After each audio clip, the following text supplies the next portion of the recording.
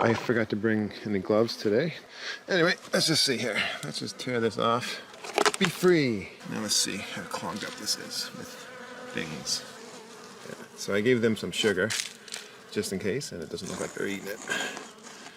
Which is, I don't see as a bad thing. It means they've got honey. Yeah, there's a lot of stuff. All that sugar, all those, they didn't eat any of it. So I'm doing pretty good these days. I give them sugar and they don't eat it, which is great because it means they've got enough food of their own. Look at that.